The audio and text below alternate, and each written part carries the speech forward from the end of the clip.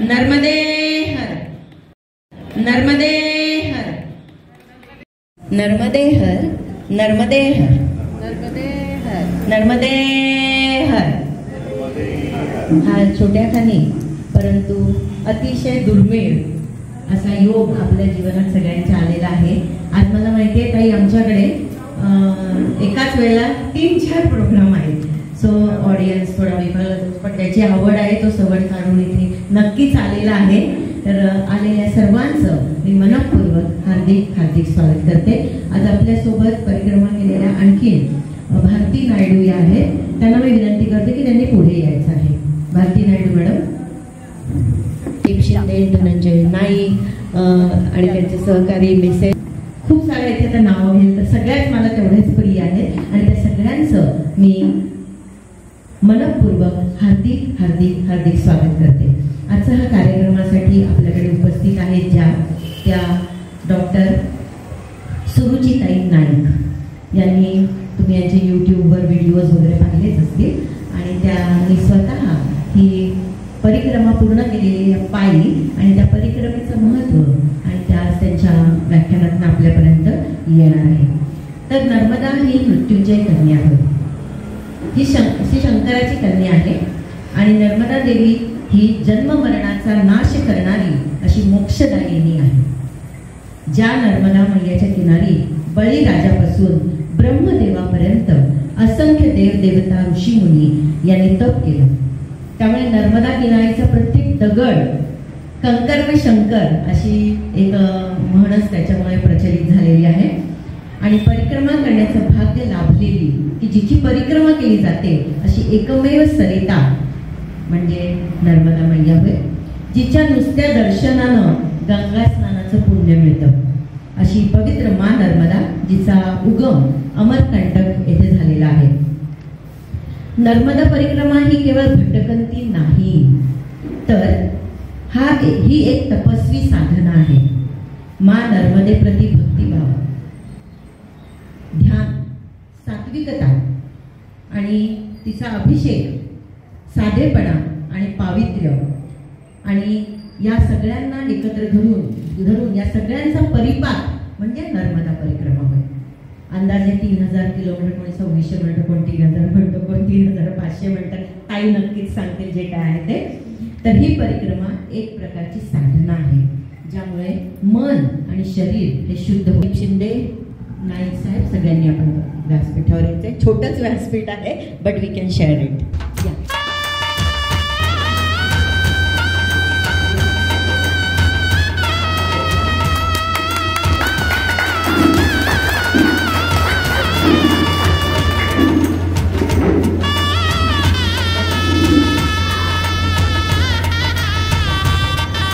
नर्मदे हर, जीवन हर, नर्मदे हर, नर्मदे हर.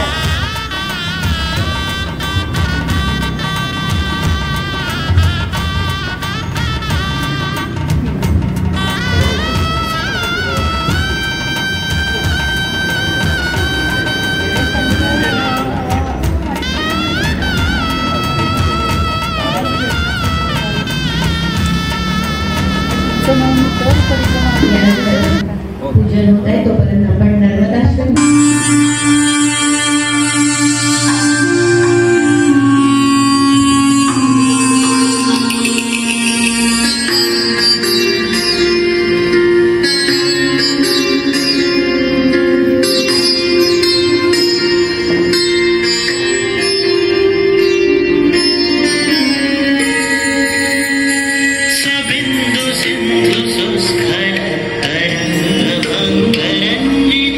विशाल सुख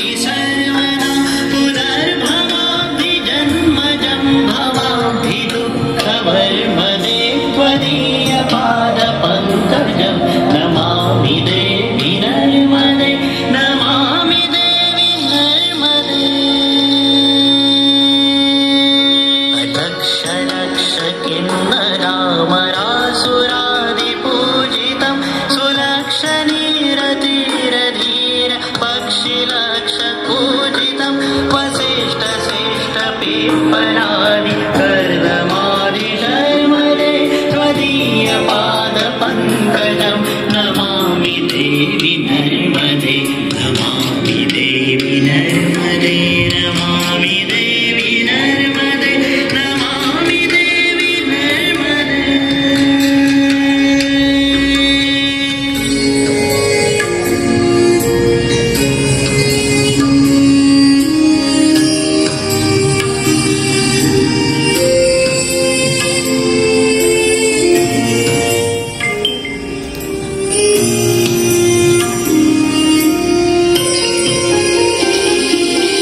सनत्कुमार नाचिकेत कश्यपादि षट्पदे द्रुतं स्वकीयमानसेषु नारदादि षट्पदे रवीन्द्रन्ति देवदेव राजकर्म शर्मदे त्वदीय पादपङ्कजं नमामि देवी नर्मदे नमामि देवी नर्मदे।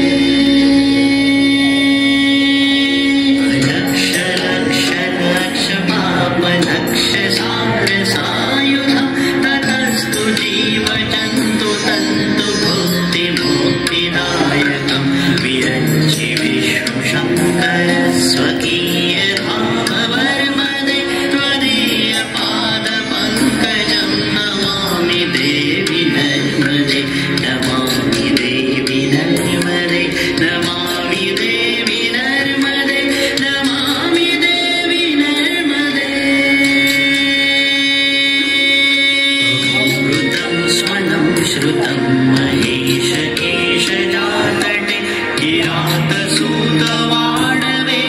पण्डिते षठे नटे दुरन्त पापतापहारि सर्वजन्तु शर्मदे त्वदीय पाद पंकजं नमामि देवी नर्मदे नमामि देवी नर्मदे नमामि देवी नर्मदे नमामि देवी नर्मदे।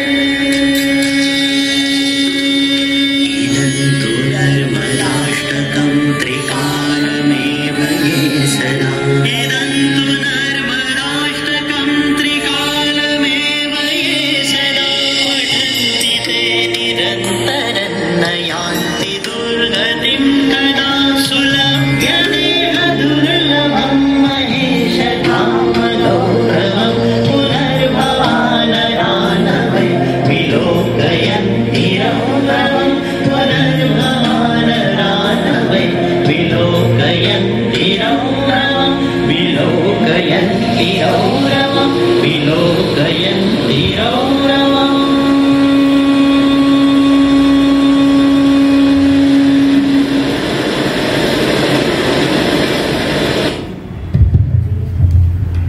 सुरुवात तर खूपच सुंदर झालेली आहे. वातावरण अतिशय भक्तिमय झालेलं आहे आणि पुन्हा एकदा मी इथे आलेले आताच काही लोक आलेले आहेत तर सर्व नर्मदा भक्तांचं आणि विविध गुरुतत्व एकच असतं शेवटी त्या सगळ्या इथले लोक मला इथे दिसत आहेत. मला खूप आनंद होतोय की काय म्हणतात ना गर्दीपेक्षा दर्दी याला आम्ही जास्त हे करतो आणि रसिक त्यामधला जर आवड असेल तर तुम्ही वेळ काढून आलेला आहात. आम्हाला तुमचा खूपच गौरव वाटतो अभिमान वाटतो की आपण वेळ काढून इथे आलेला आहात. पुन्हा एकदा तुमचं मनपूर्वक हार्दिक हार्दिक स्वागत. आता आज आपल्याकडे आलेल्या साध्वी मी म्हटलं त्या साध्वी आहेत साधना मस्त आहेत आणि नर्मदा परिक्रमा केलेल्या डॉक्टर सुरुचिताई नाईक ह्या आपल्याकडे संवाद साधायला आलेल्या आहेत. हे आपलं परम भाग्यच आहे. यांनी BSc त्यांचं थोडक्यात म्हणजे खूप मोठा आहे तो त्यांच्या व्याख्यानातनं होणारच आहे पण तरीसुद्धा मी अल्पसा प्रयत्न तोडका मोडका करते आहे तुम्हाला त्यांचा परिचय करून देण्याचा. आणि असे जे लोक असतात ना हे परिचय याच्या काही त्याचा हे नसतं पण प्रोटोकॉल प्रमाणे I have to do that तर मी करत आहे. या BSc home science BA political science B.Ed केलेलं आहे. त्याच्यानंतर MSc PhD आणि न्यूट्रिशनमध्ये पण त्यांनी पदवी धारण केलेली आहे. मग त्यांचं शैक्षणिक हे झालं. त्या लेखिका आहेत ब्लॉगर आहेत म्हणजे लेटेस्ट 21व्या शतकाकडे जाणाऱ्या फील्डमध्ये पण त्या आहेत. मोकळे वाटा या शीर्षकाखाली त्यांनी ब्लॉग लिहिलेला आहे तसंच शाळेमध्ये त्या मुख्याध्यापिका आणि शिक्षिका, आधी शिक्षिका मुख्याध्यापिका अशा पण कार्यरत होत्या. वैद्यकीय क्षेत्रामध्ये त्या 12 रेमेडीज त्याच्यावरती त्यांचं क्लिनिक त्या चालवतात आणि अनेक रुग्णांना त्यांनी त्याच्यामधून त्यांचा फायदा झालेला त्यांच्या ज्ञानाचा. तसंच त्या डायटिशियन म्हणून पण काम करतात, त्यामुळे head of the department in dietetics ह्या क्षेत्रातही त्या कार्यरत होत्या. तसंच टिश्यू कल्चरमध्ये त्यांचं एक वेगळं आणखीन काम आहे. अशा सामाजिक क्षेत्र, वैद्यकीय क्षेत्र, त्याच्यानंतर आध्यात्मिक तर प्रश्नच नाही, या सगळ्यामध्ये तसंच सूत्रसंचालन, लेखिका, कवयित्री आणि प्रवचन, शिक्षिका आहेत त्याच्यामुळे ते प्रवचन उत्तमच करत असणार. तर अशा विविध क्षेत्रात सौफेर कार्यरत असलेलं बहुआयामी व्यक्तिमत्व म्हणजे आजच्या आपल्या व्याख्यात्या डॉक्टर सुरुचिताई नाईक. मी पुन्हा एकदा त्यांचं मनपूर्वक स्वागत करते. यांना पुरस्कारही भरपूर मिळालेले आहेत. भारत सरकारचा इन्स्पायर नावाचा एक विज्ञान प्रकल्प चा एक योजना होती. ताई मी तेव्हा शाळेत होते तेव्हा माझ्या वेळेस पण हे होतं. तर त्यामध्ये त्यांना फर्स्ट प्राइज मिळालेला आणि APJ अब्दुल कलाम यांच्या हस्ते त्यांचा सन्मान झालेला आहे. तसंच त्यांना त्यांच्या विविध क्षेत्रांमधून बऱ्याच अवॉर्ड्सनी नावाजलेलं सन्मानित केलेलं आहे. त्याबद्दल त्यांच्या ह्याच्यातनं आपल्याला कळेलच. तसंच त्यांच्या पुस्तकात आणि ब्लॉगमध्ये लिहिलेले नर्मदा परिक्रमेतील प्रसंग, अनुभव हे त्यांनी त्या पुस्तकामध्ये इथे मांडलेले आहेत. हे पुस्तक आहे त्यांचं आणि इथे त्यांनी विक्रीसाठी आणलेलंही आहे. ज्यांना इंटरेस्ट असेल ते इथे तुम्हाला मिळू शकेल. तर या त्यांच्या पुस्तकामधून त्यांनी त्यांच्या प्रवासाची जी अनुभूती लिहिलेली आहे, जे अनुभव लिहिलेले आहेत त्याची जवळून ओळख आपल्याला होते. हे पुस्तक अतिशय साधी, सोपी लेखनशैली आणि प्रामाणिकपणा यामुळे वाचकांच्या हृदयावर नक्कीच गारूड करत आहे. आणि अशा आपण तिथेच आहोत की काय अशी अनुभूती त्या वाचनाने मिळते. आणि आज तर आपण हे अनुभव प्रत्यक्ष त्यांच्या मुखातून ऐकणार आहोत. चला तर मग मैयाच्या सानिध्यात आपण मानस परिक्रमा करणार आहोत आज नर्मदेची, आणि ते आपल्याला घडवणार आहेत सुरुचिताई नाईक. अशा या कर्तृत्ववान विदुषी आहेत. यंग सायंटिस्ट म्हणून पण त्यांचा गौरव झालेला आहे. Nutrition society of India Nagpur यांच्या वतीनं त्यांना गौरवण्यात आलेला आहे.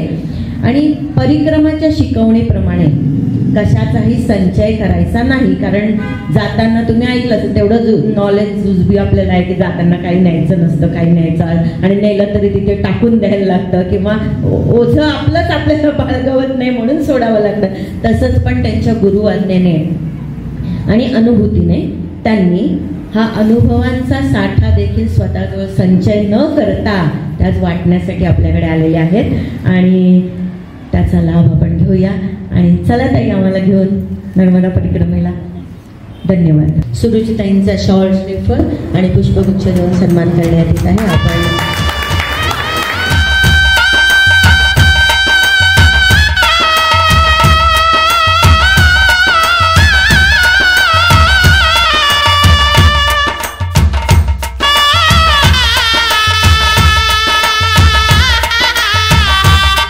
यांनी पण, भारतीताई यांनी पण परिक्रमा केली. असे 2 माताराम आपल्या समोर आहेत. 2020 पर्यंत म्हणजे साधारणतः लॉकडाऊन चालू होईपर्यंत मला नर्मदा म्हणजे काय माहीतच नव्हतं. नर्मदा परिक्रमा असते किंवा नर्मदाला मैया म्हणतात वगैरे काही माहीतच नव्हतं. परंतु त्या लॉकडाऊनच्या काळात ताईंचं ही पुस्तक हातात पडलं आणि ते वाचनात आलं आणि त्यांनी सुरुवातीलाच लिहिलं होतं की माझ्या या लिखाणामुळं जर कोणी नर्मदा परिक्रमा उचलली, नर्मदा भक्त झाला तर माझ्या लिखाणाचं सार्थक झालं असं मी समजेल. आणि मी त्याच वेळेस ताईंना सांगितलं होतं की तुमच्या लिखाणाचं सार्थक झालेलं आहे आणि मला मैयानं तिच्या प्रवाहात ओढून घेतलेलं आहे. तर ज्यांच्यामुळे मला नर्मदा मैया कळाली, ज्यांच्यामुळे मी नर्मदा मैयाच्या अगदी जवळ आलो, इतका जवळ आलो की मी माझं आता आयुष्य नर्मदा मैयाच्या चरणी समर्पित केलेलं आहे. तर अशा माझ्या नर्मदा भगिनींचा मला सत्कार करायला मिळतोय, सन्मान करायला मिळतो, हे मी माझं भाग्य समजतो. धन्यवाद. आमचा नर्मदे हर संघ आहे पिंपरी चिंचवडला. आम्ही दर शुक्रवारी प्रत्येक सभासदाच्या घरी आरतीचा कार्यक्रम घेत असतो.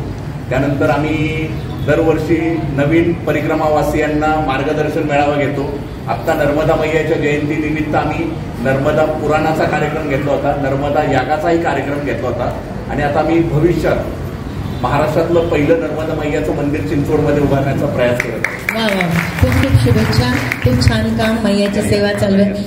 श्री धनंजय नाईक यांनी पण 12 वर्षापूर्वी नर्मदा परिक्रमा केलेली आहे आणि आपल्यामध्ये बसलेले दीपकजी हुंडारे पाठीमागे या पुढे, यांनी पण नर्मदा परिक्रमा केलेली आहे. अजून या पुढे या, या पुढे या. ओळख सांगा तुमची. माझं नाव बाळकृष्ण सोनवणे, कुसगावाडी, लोणावळा. मी आता 2023ला आम्ही नर्मदा परिक्रमा केली. त्यानंतर भगवान कालेकर सांगत मी दीपक रामभाऊ हुंडारे, राणा ठोंबरेवाडी, लोणावळा. आपल्या भागातीलच असून गेल्या वर्षी 22 फेब्रुवारीला उचलली होती आणि 28 मेला मी संपवली. 92 दिवसामध्ये नर्मदा मैयाच्या आशीर्वादाने ती म्हणेल तशी पूर्ण केली. त्याचबरोबर आम्हाला वेळोवेळी पहिल्यांदा नर्मदा परिक्रमा केली होती. वेळेत कुठली अडचण आली तर आमचे भगवानदादा कालेकर लोणावळ्यातून आम्हाला मार्गदर्शन करायचे की या ठिकाणी मुक्काम आहे, या ठिकाणी सोय नाही आहे, तुम्ही इथं राहू नका, किंवा प्रत्येक गोष्टीच्या रस्त्याची अडचणसुद्धा हे सांगायचे. आणि मनोभावे जर आपण नर्मदा मैयाचं नाव घेतलं, नर्मदे हर म्हटलं, तर कुठलीच अडचण येत नव्हती, जवळ काही लागत नव्हतं. आणि जर तुम्ही कुठल्या गोष्टीला नाही म्हटलात तर दिवसभर म्हणजे रात्री 10 वाजेपर्यंत मैया तुम्हाला काही मिळून देत नव्हती, पण उपाशी पण ठेवत नव्हती. हे मैयाचा आशीर्वाद आहे आणि मैयाच्या आशीर्वादाने आम्ही ते पूर्ण तुमच्या सर्वांच्या मार्गदर्शनाखाली हे पूर्ण करू शकतो. नर्मदे हर, रामकृष्ण हरी. भगवान विवा कालेकर, पवनानगर. मी सलग 2021 ते 25पर्यंत सलग 4 वेळा परिक्रमा केलेली. धन्यवाद. नर्मदे हर. मागेपर्यंत आवाज ऐकू येतोय का? ऐकू येतोय. सर्वप्रथम आयोजकांचे अत्यंत आभार, कारण नर्मदा परिक्रमावासी आणि नर्मदा भक्तांची मांदी आई माझ्या समोर आहे आणि त्यांच्या समोर 4 परिक्रमा केले. धनंजय दादा आहेत, संदीप दादा आहेत, ही सगळी मंडळी आहे. त्यांच्या समोर मला माझे अनुभव सांगण्याची संधी मिळते. हा नर्मदा मैयाचा आणि नर्मदा भक्तांचा आशीर्वाद आहे असं मी समजते. आपल्या सूत्रसंचालिका फार फार कौतुक करतात, त्या फार जास्त कौतुक करतात. त्या खरं म्हणजे परिक्रमा करताना किंवा परिक्रमा करते वेळी सगळ्यात पहिल्यांदा विसरायची जी गोष्ट आहे ती म्हणजे परिचय, स्वपरिचय. त्यामुळे मी तेजस्विनी ताईंना म्हटलं होतं की ताई, परिचय करून देणं हा विरोधाभास आहे. कारण परिक्रमेला ज्या वेळेला आपण जातो त्यावेळेला आपण स्वतःला विसरायला जात असतो आणि काहीतरी स्वतः व्यतिरिक्त शोधायला, पण औपचारिकता पाळणं त्यांना आवश्यक होतं. हरकत नाही. आता या परिक्रमेच्या अनुभवांची सुरुवात कशी करावी हाच मला प्रश्न पडलाय. लिहून काहीतरी वेगळं आणलं होतं कागद, पण ती काही फार कामाची आहे तसं वाटत नाही. परिक्रमेच्या पहिल्या दिवशीपासून सुरुवात करते, कारण त्या पहिल्या दिवशीच्या अनुभवाचे साक्षी आज माझ्यासमोर बसलेले आहेत धनंजय दादा. मैया आपल्यासाठी काहीतरी सांगत असते, काहीतरी ठेवत असते. पण त्याही आधी मी एक गोष्ट सांगू इच्छिते की ही परिक्रमा मी केलेली नाही. ही परिक्रमा नर्मदा मैयाने माझ्याकडनं करवून घेतली आहे. माझ्या नानांनी, नाना महाराज तराणेकर, त्यांनी माझ्याकडनं करवून घेतलेली आहे. या परिक्रमेमध्ये आलेले जे काय अनुभव आहेत ते अनुभव या मुलीला काही येत नाही, तिला काहीतरी शिकवायला हवं अशा पद्धतीने मैयानी, नानांनी दिलेले आहेत. आणि म्हणून त्याचं श्रेय हे सुद्धा माझं नाही. आणि म्हणूनच तुमच्या समोर अनुभव करताना वाणी जरी माझी असली तरी लेखणी त्यांची आहे. आणि म्हणूनच माझ्या वाणीला कुठल्याही प्रकारे अहंकाराचा स्पर्श होऊ देऊ नका, अशी मी मैया आणि नानांना पहिले विनंती करेन आणि मग अनुभव कथनाला सुरुवात करेन. खरं तर परिक्रमेच्या पहिल्या दिवशीच्या आधी सुद्धा मैयानी अनुभव द्यायला सुरुवात केली. झालं असं की परिक्रमेला जायचंय म्हटल्यावर आपल्याला चालायला हवं, पायी प्रॅक्टिस करायला हवी. आणि नागपूरची मी राहणारी, माझ्या घरापासून कोराडी स्थान, देवी स्थान आहे नागपूरला, ते साधारण 25 किलोमीटर दूर आहे. मग आता जाताना 25 किलोमीटर जायचं आणि येताना परत यायचं. मग जय्यत तयारी केली, पांढरे कपडे घातले, दंड घेतला, कमंडलू घेतला आणि निघाले. साधारण एक 14-15 किलोमीटर झालं असेल. धावत धावत धावत धावत एक तरुण माझ्या समोर आला. मैया नर्मदे हर, मैया नर्मदे हर, आणि नमस्कार करू लागला. हो, मी परिक्रमेत नाही आहे अजून, मी नर्मदा किनारी पण नाहीये, मी आपल्या नागपुरात आहे. आणि या व्यक्तीला कसं कळत आहे की मी परिक्रमा करायला निघालेली आहे? मैया आतमध्ये या, आतमध्ये या, तुमचं पाण्याची बाटली, त्यातलं पाणी संपलंय. दिवस होता दसऱ्याचा, ऑक्टोबर हीट सुरू झालेली होती आणि आमचं नागपूर छान गरम असतं. मैया थंड पाणी द्या. त्यांनी माझ्या बाटलीत थंड पाणी भरून घेतलं. मैया भूक लागली आहे का, काही खाणार का? नाही नाही, काही खाणार नाही. बरं मैया, तुमचं नाव द्या, तुमचा पत्ता द्या, उद्या तुमच्या घरी येतो. हे फार छान केलं, मला डोळ्यावर त्रास होत होता. मैया तुमचा पत्ता द्या, तुमच्या घरी येतो. घ्या पत्ता घ्या. पण तुम्ही कोण? मैया माझं नाव अविनाश सोळंकी, मी दुबईला असतो, इथे माझा सासर आहे. माझे नर्मदा खंडात काही अन्नक्षेत्र आहेत. आणि तुमचं जे पांढरे कपडे, वस्त्र, कमंडलू पाहून मी ओळखलं तुम्ही परिक्रमेची तयारी करताय. उद्या येतो, जमेल तेवढी माहिती देतो. दुसऱ्या दिवशी अविनाशजी घरी आले. त्यांनी मला एक पुस्तक दिलं. मैया हा मार्ग, हे कार्यकर्त्यांचे नंबर, आणि तुमची परिक्रमा छान होणार आहे. जी व्यक्ती, माझं अगदी प्रत्यक्ष असं मानणं आहे, नर्मदा मैयाची सेवा आपण सगळे करतो, पण नर्मदा मैयाची सेवा करणाऱ्यांची सेवा जे करतात त्यांची सेवा जास्त मोठी असते, नाही का? प्रत्येक आश्रमातले लोक, असे अन्नक्षेत्र चालवणारे लोक, हे यांच्यामुळे नर्मदा परिक्रमावासींना करणं शक्य होतं. आणि यांचे आशीर्वाद ज्या वेळेला मला मिळतात त्यावेळेला माझी परिक्रमा ही सफल होणार असते. हा आशीर्वाद घेऊन निघाले आणि ओंकारेश्वरला आले. संकल्प झाला. संकल्पाच्या आधी परत प्रॅक्टिस म्हणून पायी चालताना इंदोरहून बसनी उतरले नाना आश्रमाजवळ पडवेहाला, आणि तिथून ओंकारेश्वर पर्यंत पायी गेले. 5 तास लागले. मग संकल्प केला, परत त्याच रस्त्याने आले, 2.5 तासात पोचले. संकल्पातली ताकद, कारण जाताना एकटी होते, येताना नर्मदा मैया होते. आणि त्या दिवशीची गोष्ट बरं का, त्यावेळेला ग्रुप्स होते, पहिलाच दिवस होता, बऱ्याच लोकांनी संकल्प घेतला होता आणि पायी चालत चालत शिवकोठीपर्यंत आले. रस्त्यात एक टाकवाला भेटला. त्यावेळेला मी, सुरेखाताई आणि चित्राताई मंत्री अशा 3 जणी आम्ही होतो. तहान लागलेली होती. अजून जरी नोव्हेंबर महिना सुरू झाला होता तरी ऑक्टोबर हीट संपली असं म्हणता येणार नव्हतं. 1 नोव्हेंबर 2017 ही तारीख. आम्ही पाणी शोधत होतो, पण त्यावेळेला आमच्यामध्ये नर्मदेहर ही गुरुकिल्ली आहे, कुठल्याही प्रश्नाचं उत्तर आहे, हे भिनलं नव्हतं, कळलं नव्हतं. आम्ही आपलं प्रत्येक घरात पाहायचं, कोणी दिसत नाहीये बाई, काय पाणी मागायचं, पुढे जायचं. पाणी संपलेलं, तहान लागलेली, पण मागायचं कसं हा अहंकार होता. मी मागू, हा अहंकार होता. एक ताकवाला भेटला. म्हटलं हा ताकवाला चाललाय, त्याच्या ह्याच्यात ताक आहे माहिती आहे, ताक पिऊयात. आम्ही ताक प्यायलो, पैसे काढले.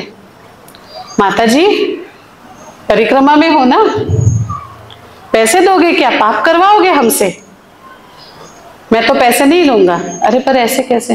नहीं नहीं पैसे नहीं लूंगा.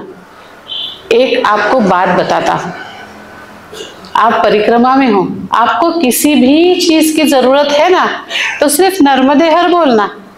मैंने नर्मदे हर बोला, आपने नर्मदे हर बोला, मैं समझ गया आपको प्यास लगी है, मैंने आपको छाछ पिला दिया. मैंने तो परिक्रमावासियों की सेवा की, लेकिन आप नए परिक्रमावासी हो.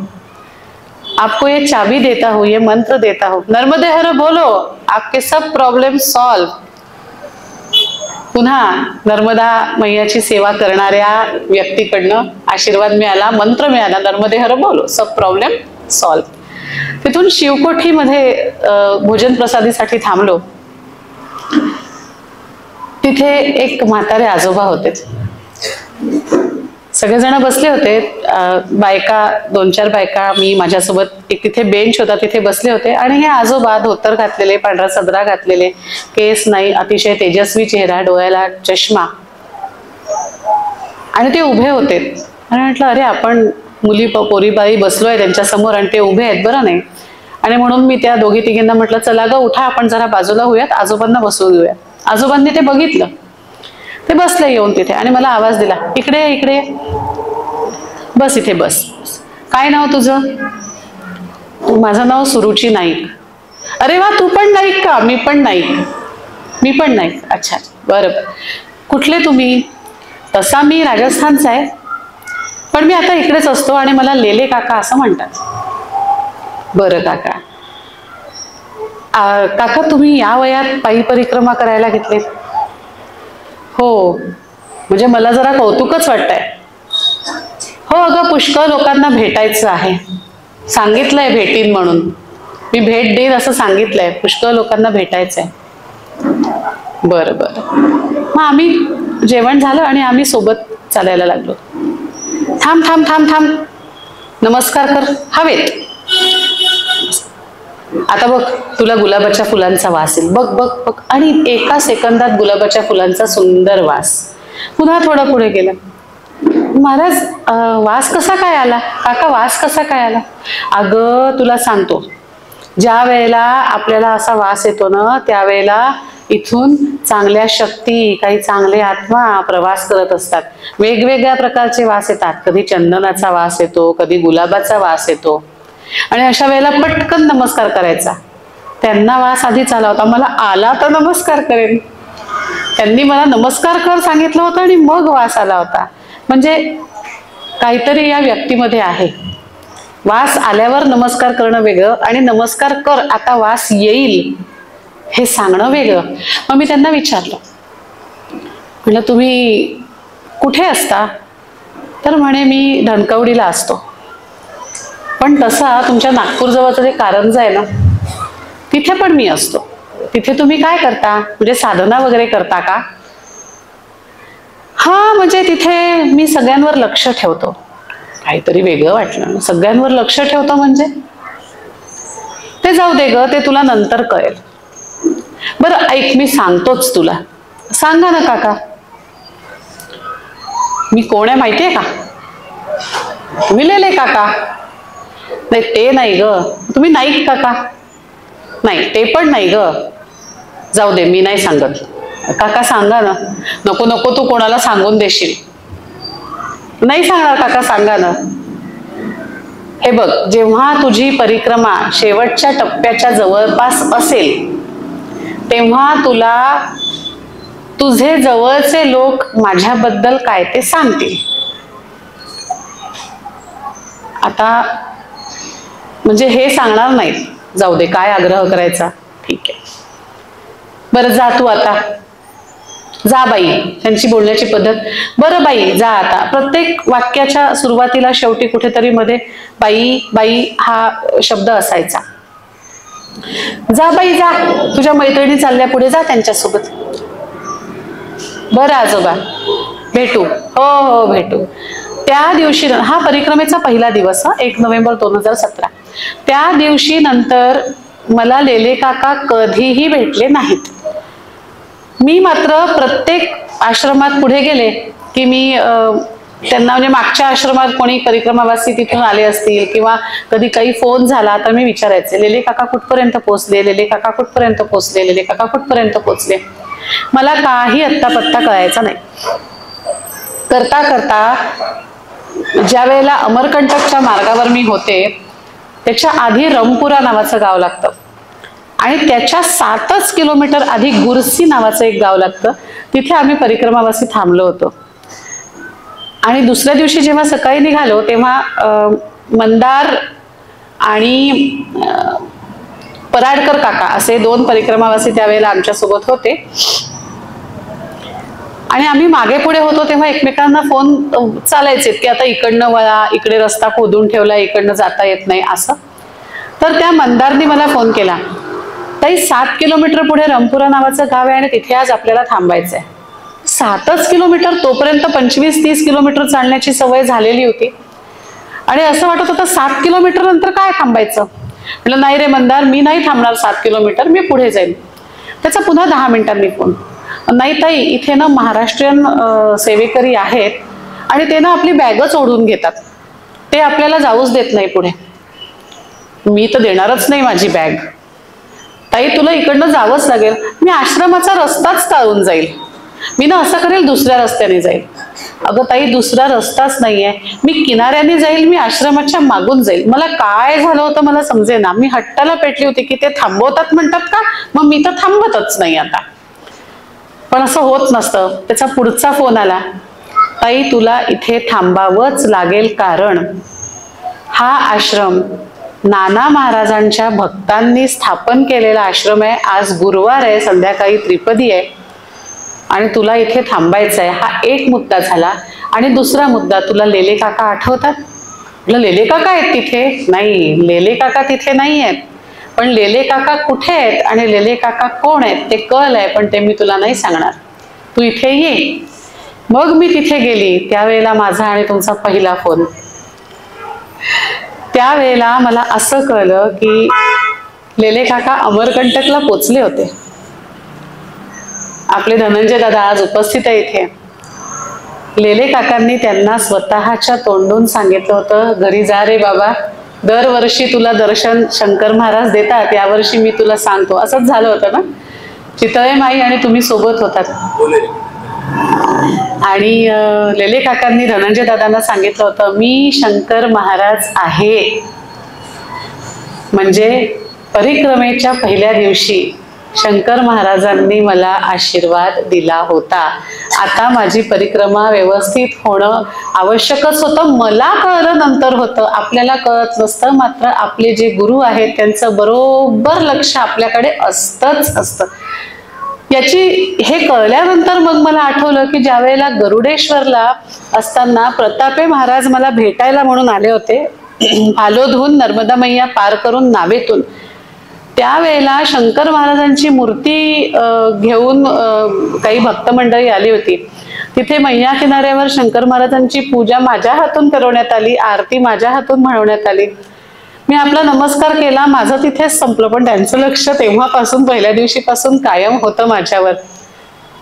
आणि मग लक्षात आलं की नाही, नाना महाराज काय किंवा शंकर महाराज काय किंवा स्वामी काय किंवा गजानन महाराज काय, एक आपली नर्मदा मैया आहे, तिच्यावरती असे पूल आहेत. एका पुलावर उभे आहेत स्वामी, दुसरीकडे उभे आहेत शंकर महाराज. आपण इकडनं इकडे येतोय ते सांगतात, हा शंकर महाराज पाठवलंय हिला बघा. आपण इकडनं इकडे जात असतो, मात्र कायम त्यांच्या नजरेच्या टप्प्यात असतोच. तर असं पहिल्या दिवशी अगदी शंकर महाराजांचं दर्शन झालं. आता आपण नर्मदा मैयाकडे जातो तर कसं जायला पाहिजे मला नव्हतं माहिती. आणि जेव्हा आपण एखादी गोष्ट कुणी सांगितली ती ऐकतो आणि त्यापेक्षा एखादी गोष्ट आपण करतो, म्हणजे सांगणं आणि प्रॅक्टिकल करणं यातला जो फरक आहे तो फरक मला कळला. सगळे सांगायचे वजन कमी घेऊन जा, अरे किती कमी घेऊन जाणार.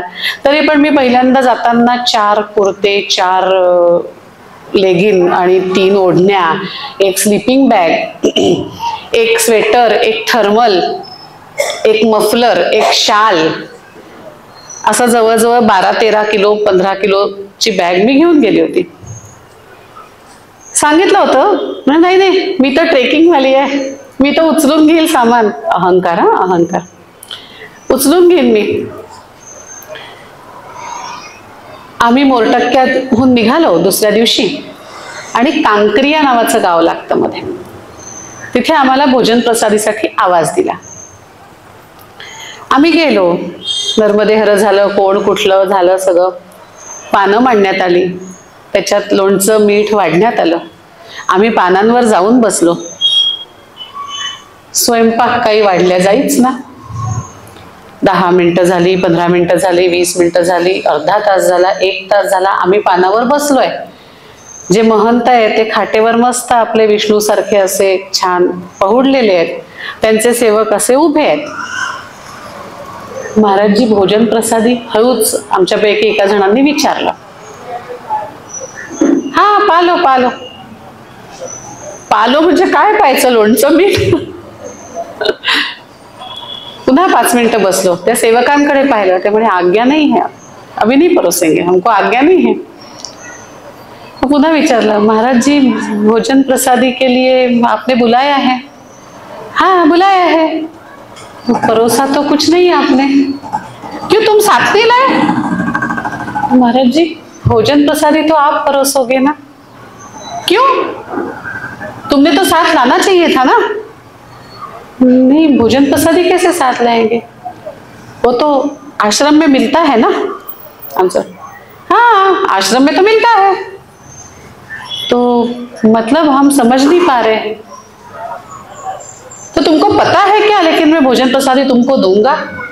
हाँ बाबा जी. कैसे पता? क्योंकि आश्रम है, आश्रम में तो भोजन प्रसादी मिलती है. नर्मदा मैया किसी को खाली पेट रहने नहीं देती. आम्ही आमचं ज्ञान थोडं पाजळलं तिथे. बिल्कुल सही बात है, लेकिन ये बताओ जो नर्मदा मैया तुमको खाना खिला सकती है वो तुमको 2 कंबल नहीं दे सकती क्या? वो तुमको जरूरत पड़ने पर सामान नहीं दे सकती क्या? ये क्या क्या लेके आए हो, ये इतना बड़ा ये बोरी पूरी सारी की सारी. अगर भोजन पाना है तो ये फेक दो, ये फेक दो. वही एवढे पैसे खर्च करून स्लीपिंग बॅग आणली, हे आणलं ते आणलं, फेकायचं कसं? चलो आओ. हाँ कौन? माता जी. हाँ आओ, निकालो क्या क्या है बैग में. 1 2 3 4. हाँ 2 कुर्ते रखो. हाँ ये 2 पैंट रखो तुम्हारी, 2 चुन्नी रखो, फेंक दो बाकी का सारा. शाल की क्या जरूरत है, स्लीपिंग बैग है ना तुम्हारे पास. चलो निकालो शाल बाहर. चलो ये क्या है, स्वेटर निकालो, एक है ना, दूसरे की जरूरत नहीं, निकालो बाहर. असं करत करत आमच्यापैकी प्रत्येकाची बॅग त्यांनी रिकामी केली आणि कमीत कमी सामान त्याच्यात ठेवलं. त्या कमीत कमी सामानात पूर्ण परिक्रमा व्यवस्थितपणे पार पडली. किंबहुना आमचे खांदे वाचलेत. इतकं सगळं ओझं जर आम्ही खांद्यावर घेऊन गेलो असतो तर कदाचित परिक्रमा झाली नसती, खांदे दुखले असते. त्यातनं एक शिकवण नक्की मिळाली. त्या महाराजांनी म्हटलं, मी आणि ते होतो तिथे बोलत, बाकीचे आपलं सामान काढत होते. तुम अपने मम्मी के घर जाती हो? हाँ. तो सब बोरिया बिस्तर लेके जाती हो क्या? नहीं, जरूरत की चीजें लेके जाती हो, क्योंकि बाकी की चीजें तो मम्मी के पास है. बेटा ऐसा है, तुमको क्या चाहिए ये तुम्हारी मर्जी है, लेकिन तुमको किस चीज की जरूरत है ये तुम्हारी माँ समझती है. उसके पास जाना है तो खाली हाथ जाओ, वो सब तुम्हें दे देगी. उसको तुम्हारी जरूरत पता है. हा अनुभव नुसता मैयासाठीच नाही आहे. हा अनुभव आपण आपल्या गुरूंकडे जातो त्यांच्याहीसाठी आहे. आपण देवळात जातो तिथेही आहे. आपल्याला काहीच घेऊन जायची गरज नाही, कुठल्याच प्रकारचं ओझं घेऊन जायची गरज नाही. ते कपड्यांचं, पांघरुणांचं, शंकांचं, प्रश्नांचं, विचारांचं कुठलंच ओझं तिथे घेऊन जायची गरज नाही. आपल्याला काय हवंय हे आपल्याला माहिती आहे, पण आपल्याला कशाची गरज आहे, इच्छा आणि गरज या 2 मधला फरक आपल्यापेक्षा जास्त आपल्या गुरूंना, आपल्या ईश्वराला, आपल्या मैयाला कळत असतो.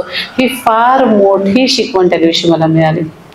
नर्मदा मैया अशा पद्धतीने शिकवते. सांगून शिकवणं वेगळं आणि अनुभव देऊन शिकवणं वेगळं. नर्मदा मैयाचे धडे हे आधी प्रश्न उत्तरं विचारून मग धडा देणारे असतं. आपण सिलेबसमध्ये काय करतो, आधी धडा वाचतो आणि त्याच्यावर आधारित प्रश्नांची उत्तरं लिहितो. नर्मदा मैया आधी आपल्याला प्रश्न देते आणि मग त्याचं उत्तर आपल्याला शिकवते, जे आपल्या कायम लक्षात राहतं. अख्खी गोष्ट लक्षात ठेवायची गरज नाही, अख्खा सिलेबस लक्षात ठेवायची गरज नाही. प्रश्न लक्षात ठेवला आणि उत्तर लक्षात ठेवलं तेवढं पुरेसं आहे.